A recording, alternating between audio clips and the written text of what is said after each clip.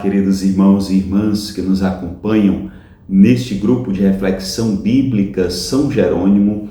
Sejam todos bem-vindos e bem-vindas neste dia 24 de julho, quinta-feira da 16ª semana do Tempo Comum. Queremos refletir um pouco a partir do Evangelho que a liturgia nos propõe, a saber, o texto de Mateus 13, versículos 10 a 17. Antes de mais nada, é importante recordar que o capítulo 13 do Evangelho de Mateus é chamado muitas vezes de discurso parabólico, no qual Jesus apresenta o reino de Deus por meio de diversas parábolas, a começar pela parábola do semeador. Depois ele tenta justificar ou conscientizar os seus discípulos, porque fala através de parábolas. E as parábolas são aqui um instrumento pedagógico por meio do qual Jesus chega aos corações abertos. Jesus, ao mesmo tempo, revela e encoberta o mistério do reino de Deus, não por causa dele mesmo, mas porque esse mistério depende muito do assentimento do coração que ouve, que escuta, que é chamado a abrir-se a esse reino. O que Jesus percebe, antes de mais nada, é um profundo endurecimento do coração. Jesus, utilizando-se dos textos do profeta Isaías, afirma aos seus discípulos que, tal qual o profeta, ele usa de parábolas para que alguns vejam, mas não enxerguem, escutem, ouçam, mas não escutem. Quer dizer, de modo que enquanto ele revela, ao mesmo tempo encobre. Porque no fundo, o que mais precisa não é meramente da palavra anunciada, mas é do coração que se abre. E o mestre do reino, Jesus Cristo, parte de uma constatação triste, mas uma realidade que ele experimenta. Há muitos corações insensíveis ao apelo do reino de Deus. E se nós recordarmos a tradição bíblica, de um modo especial, a tradição exodal, vamos recordar que o coração empedernido, o coração insensível e duro, era algo que caracterizava o faraó. Alguém que insistentemente não queria reconhecer os prodígios de Deus.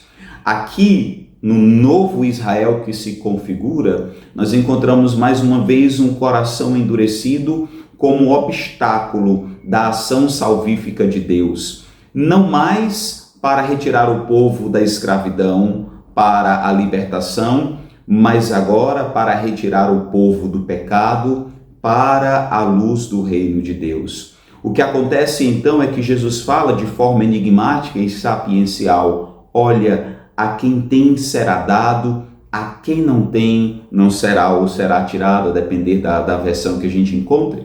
Mas o fundamental é entender que aqui Jesus, de certa forma, parece falar da disposição ou disponibilidade para o mistério do reino. A quem se abre, esse reino se dá e cada vez mais. Mas a quem se fecha, infelizmente, vai se incrustando em uma insensibilidade que não lhe permite perceber a ação salvífica de Deus. É assim, então, que nós precisamos também nos questionar se de fato os nossos olhos conseguem enxergar o Cristo e o irmão à luz da fé cristã.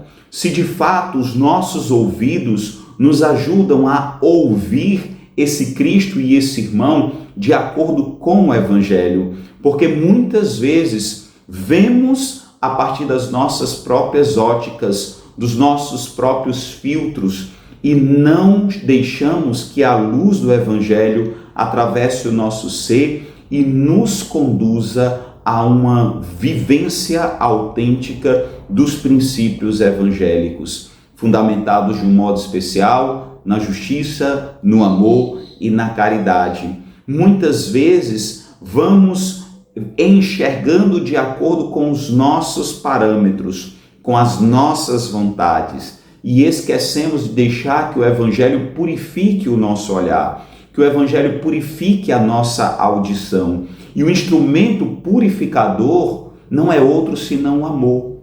É o amor que nos faz capazes de nos abrir verdadeiramente a Deus e ao próximo. Por isso, irmãos e irmãs, na liturgia de hoje nós somos convocados a enxergar além das aparências, a ouvir além dos barulhos e a, sobretudo, conseguir enxergar de fato as realidades e, de um modo especial, o mistério do reino de Deus, como o próprio Jesus Cristo nos chama, disponibilizando-nos cada vez mais a esse reino. Em um mundo muitas vezes marcado pela insensibilidade ao mistérico, pelo empirismo que nega a transcendência, em um mundo marcado por um fechamento ao divino, nós somos chamados a manter a esperança de uma fé autêntica e não alienada, numa fé que não nega as realidades ou as dificuldades desse mundo, mas tampouco se abstrai das realidades da fé transcendente, nos fazendo perceber que transcendente e imanente não se opõem, mas se complementam. Na verdade, nós buscamos a transcendência que se revela na imanência. E dentro dessa perspectiva, somos então convidados a ter olhos que enxerguem a luz da fé, até a ter ouvidos que ouçam a luz do Evangelho de Jesus Cristo, para que assim os nossos corações também não se tornem insensíveis, para que assim também a voz do Senhor não seja mero barulho aos nossos ouvidos e corações.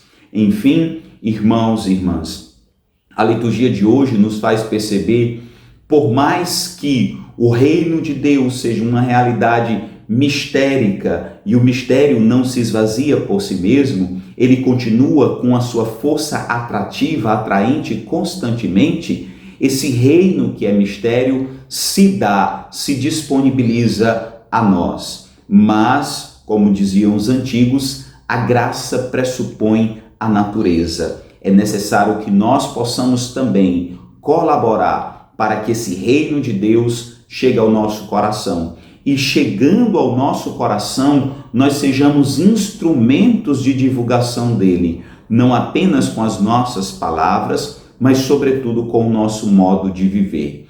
Que enxergando, ouvindo e se abrindo a esse reino de Deus, nós possamos ser canais de esperança nesse mundo de hoje. Por isso, é importante nesse dia de hoje pedirmos que o Espírito nos dê os olhos que enxerguem, os ouvidos que ouvem e, sobretudo, o coração que ama, para que assim nós sejamos sinais desse reino de Deus que vem. Louvado seja nosso Senhor Jesus Cristo, para sempre seja louvado.